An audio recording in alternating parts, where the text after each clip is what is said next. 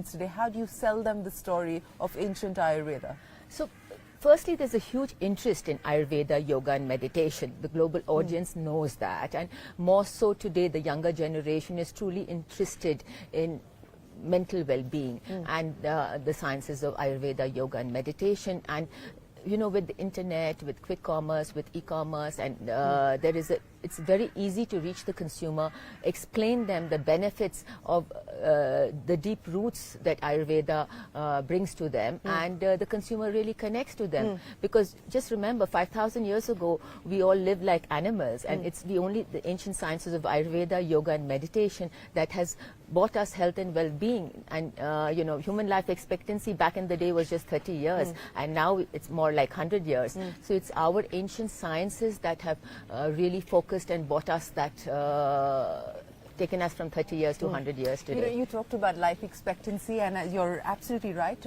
On account of many changes, including, of course, the changes in science and medicine, we're now seeing people live older and fuller lives. I mean, well into their 90s, and you know, in some cases, even going, you know, beyond 100. Yes, and that's an important market as well. That's opening up. Yes, traditionally wasn't a market for consumer companies. Yeah. How are you looking at the silvers market, so to speak? It is a very big market, and also they want luxury products and rooted in the past and the future, and it's you know, because people are starting new careers at 60, so they want to look good. So I think there's a really big audience there, and then they have to look into the Ayurveda, because Ayurveda is the only science in the world that has truly studied the problems of aging and has brought and understood how to tackle them.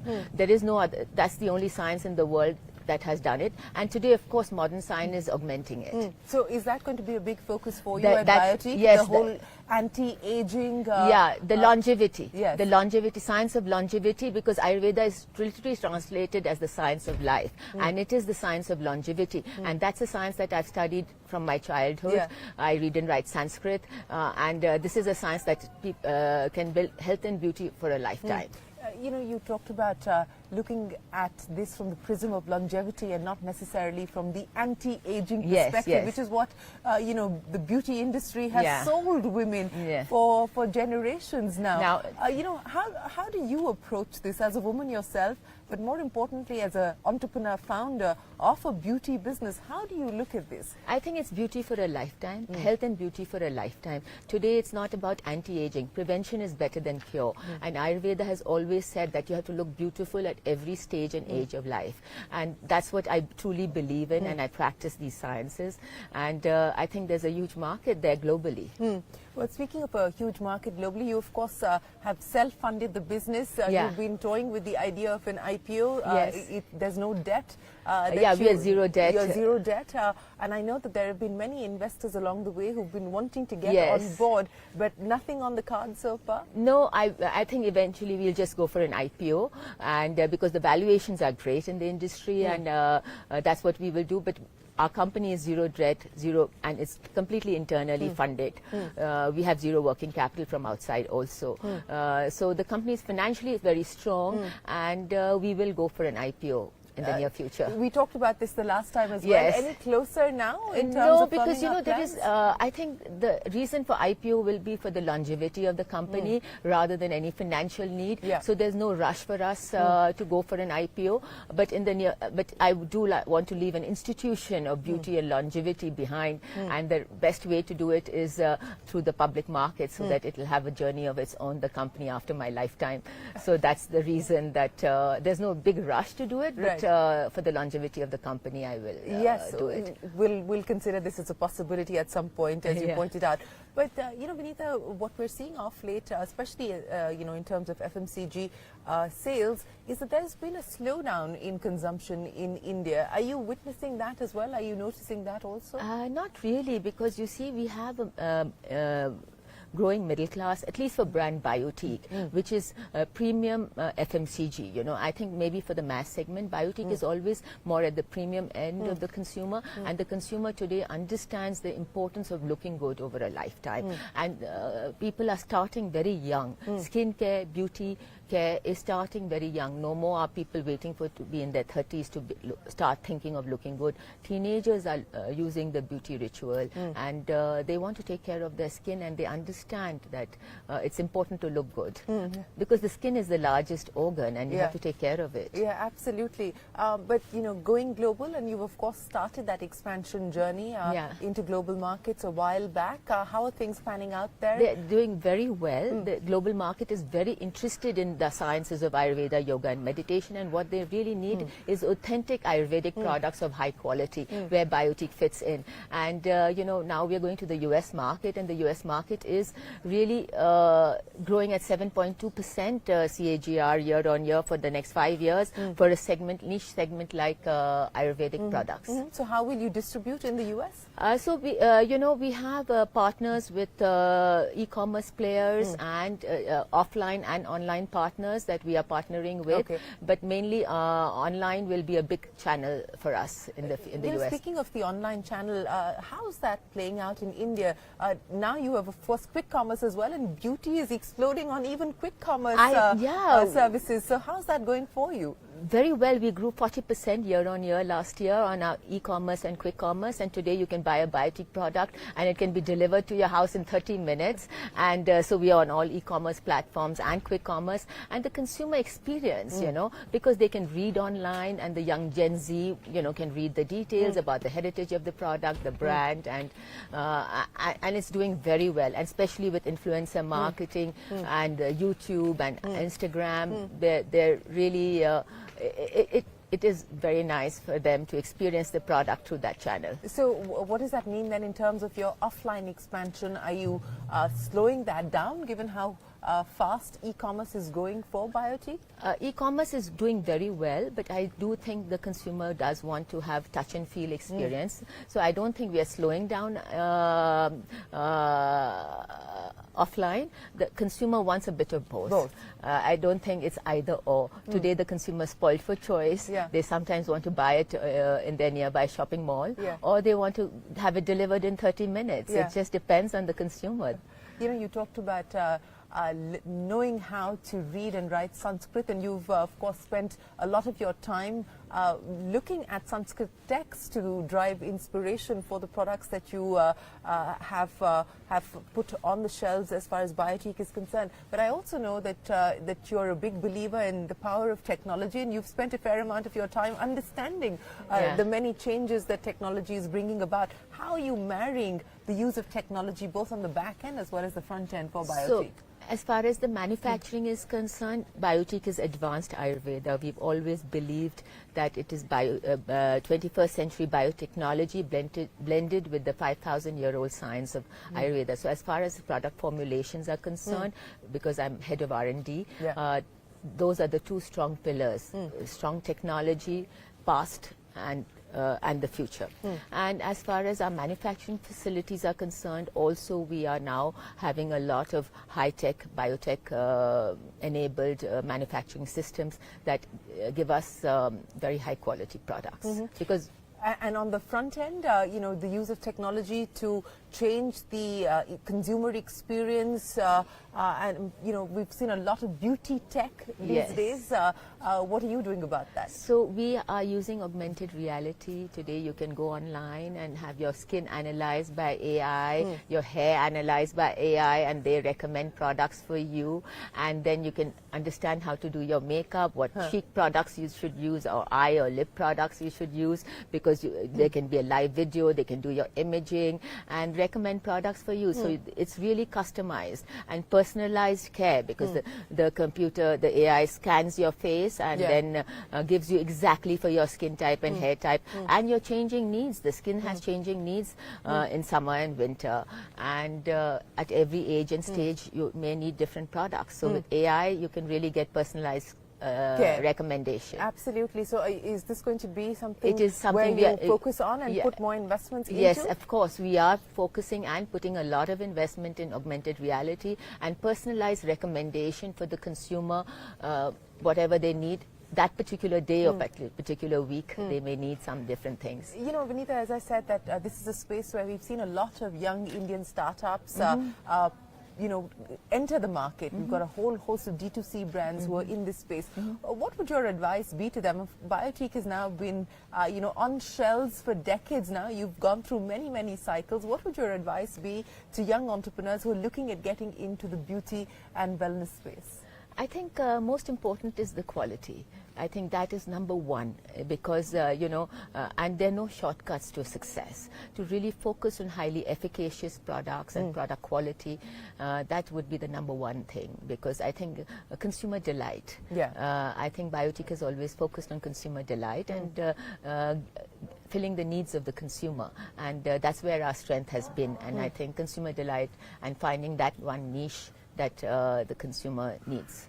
Would you consider, M&A? Would you look at buying any of these companies that are well, out if there was, because there has been a fair degree of M&A that's taken place in this space. Yes, you see, Biotique has state-of-the-art R&D facilities, and that's how we are able to develop products to fill in any consumer gaps that may be there in the market. We have a long pipeline of innovative products that are for the Indian market, and if there's any good company, we would be open to that. So, you talked about the pipeline for innovation. Typically, how long does it take for a product from the idea stage to, working on it in the lab to actual go to market? So actually it can take anywhere between 3 to 5 years to develop, because, stability testing, toxicology testing, and all that highly, on human skin is very, very important. So the products from R&D to, from inception to the shelf could take anywhere between 3 to 5 years. 3 to 5 years. Yeah. So because you have to do all sorts of testing along the way, because before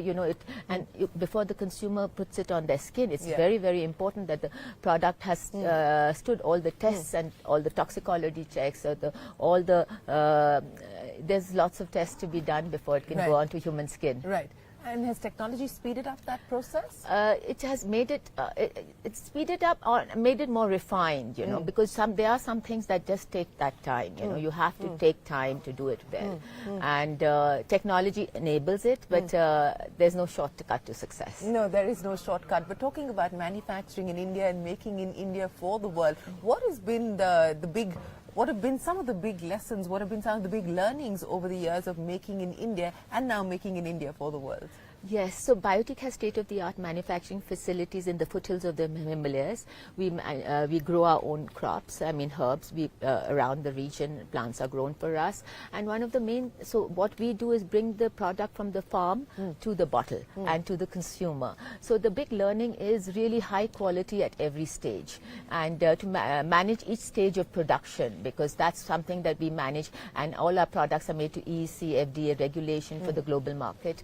And that's what we focused on over the years. Well, as you look at where things currently stand and future opportunities, are there any spaces that you're not in that you believe you should be? Is that something that, will drive innovation for you at Biotique in the next few years? Yes, I think there are. You're already now in color cosmetics as well. Yes. So is there any space that you're looking at this point in time? I think just filling the changing needs of the consumer. I think the consumer has evolving needs, and especially with AI and beauty tech, we see a lot of new niche areas and personalized skincare. I think the future is all about personalized skincare and consumer specific needs, and dermatological skincare.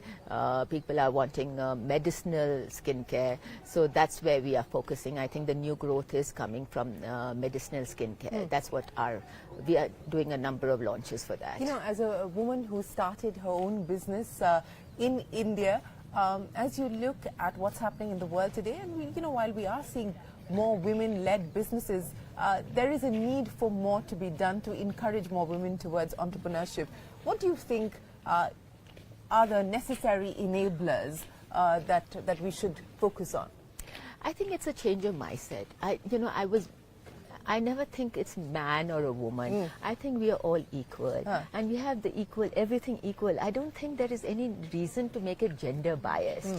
We all that society doesn't treat you equally. No, but you make society treat you equally, because you behave in a way that society will treat you as equal, because it's. I don't think we need. As a woman, I never sought for special benefits. back in the day when not many women were in business, I never thought I'm a woman, so I should do this. If you know your subject, it doesn't matter. If you're a man or a woman, you'll be respected and you can succeed in any sphere of life. Yeah, well, that is the hope, but there is also, there are also many barriers that women have to face, and especially when it comes to things like fundraising, etc. We have, of course, seen the data show up the fact that women's access to funds, especially when we talk about venture capital funding, etc., is far lower than the access that men have while they're starting up businesses. Would you consider perhaps supporting, women-led businesses, women entrepreneurs? Yes, that would be an interesting idea. I think that's something that I would support, women. But I would not make my family office. We have a family office. I don't think I'll ever differentiate that. If it's a good idea, I'll invest in it. Right. It doesn't matter if it's a man or a woman. And I think we as women have to get over that we need special privileges. I never thought of that. I'm just speaking from personal experience. I never thought of special privileges because I'm a woman. I do my job well. I understand my subject well, and it's a great business idea, profitable idea. That's what matters. You talked about how this has been a profitable business. It's also a zero debt business, and those are unusual things to see, especially in an era of the last 10-15 years where we've gone through an era of easy money, where people have taken on debt to diversify and so on and so forth. What made you focus from the start with business on ensuring that it would be a profitable business, it would be a zero debt business? So I started with my own money, and I never took outside capital, and the only way I learned how to understood business was, profitable. If the business is profitable, you can take care of society, you can take care of the business. I don't think running a loss-making business is a great idea. I never thought of it like that. So if the fundamentals of business are strong, it will be profitable.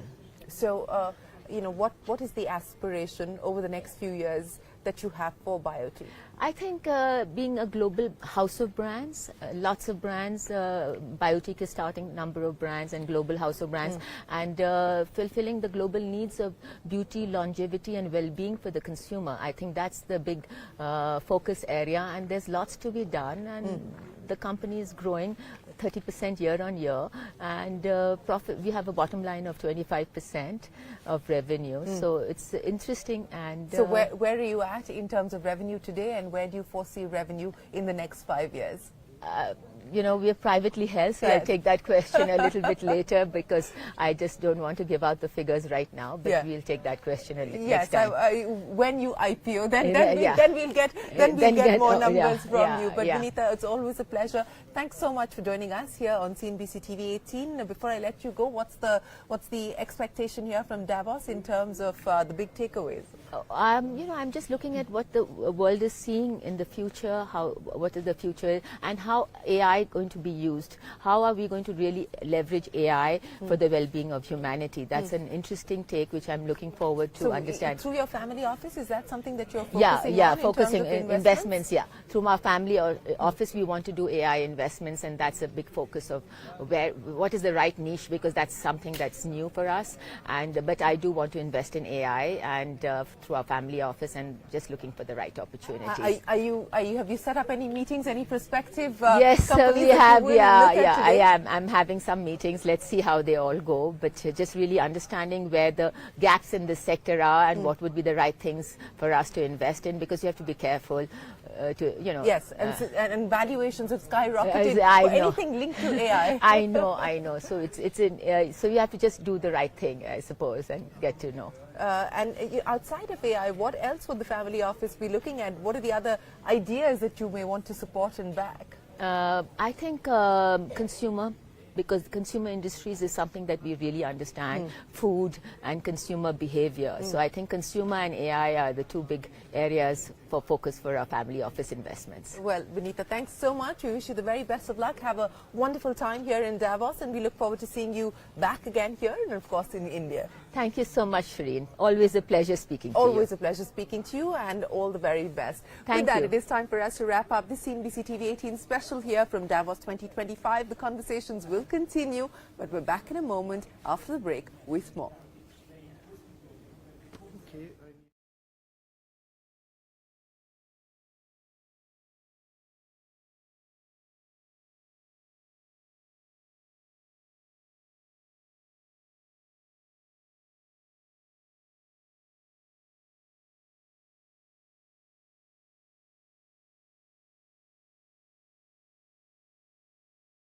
in this market that you're hoping to focus on? The most important thing is authenticity and efficacy of products, which Biotique focuses on, and health and beauty and well-being are really top. After the COVID, everybody is really focusing on health, beauty and personal well-being as the most important thing in life, and I think the sector is truly booming.